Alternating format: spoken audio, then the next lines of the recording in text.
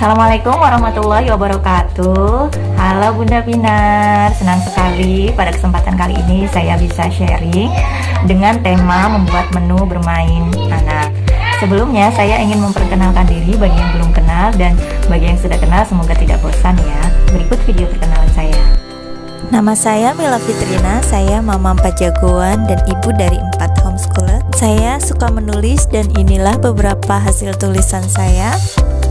Saat ini kami sedang menjalankan homeschooling dan kegiatan homeschooling kami bisa dilihat di Instagram Rumah Belajar 4 Jagoan atau channel YouTube.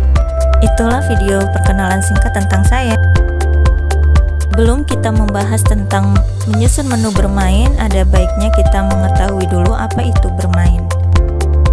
Menurut Kamus Besar Bahasa Indonesia, arti kata bermain adalah melakukan sesuatu untuk bersenang-senang. Poinnya adalah bermain itu harus menyenangkan. Kemudian, apa saja sih manfaat bermain? Bermain banyak sekali manfaatnya, diantaranya bisa digunakan sebagai sarana untuk menanamkan tauhid, dapat meningkatkan bonding orang tua dan anak, meningkatkan kemampuan kognitif, merangsang kreativitas, memecahkan masalah, melatih konsentrasi, membangun kepercayaan diri, dan lain-lain. Macam-macam bermain sebelumnya sudah dijelaskan. Setidaknya ada 3 kategori, yaitu bermain terstruktur, bermain bebas terstruktur, dan bermain bebas tak terstruktur. Nah, sekarang yuk kita mulai menyusun menu bermain. Stepnya yang pertama adalah melihat STPPA sebagai acuan kita untuk melihat perkembangan apa yang harus dicapai oleh anak di usia tertentu. Yang kedua adalah dengan observasi indikator apa yang belum tercapai pada anak kita, atau yang sudah tercapai tapi ingin dikembangkan lagi sehingga perlu distimulasi. Setelah kita observasi kemampuan anak, kemudian kita juga sudah melihat checklist di STPPA-nya. Lalu selanjutnya yaitu kita menentukan tujuan dari permainan yang akan kita buat. Lalu kita kelompokkan ke dalam aspek-aspek tertentu. Kemudian langkah yang selanjutnya adalah mencari referensi ide bermain. Nah, referensi ini bisa berupa buku atau yang biasa kita sebut dengan Bookies Play. Kemudian kita juga bisa melihat dari Pinterest untuk mencari ide.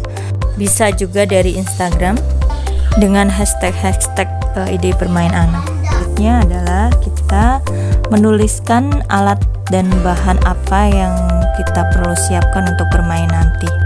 Langkah selanjutnya yaitu komunikasikan dengan anak, buat kesepakatan dengan anak. Jika anak setuju, maka kita bisa langsung eksekusi, tapi jika tidak, maka kita bisa cari referensi-referensi yang lain. Ini adalah salah satu contoh menu bermain yang sudah dipetakan menjadi aspek-aspek tertentu.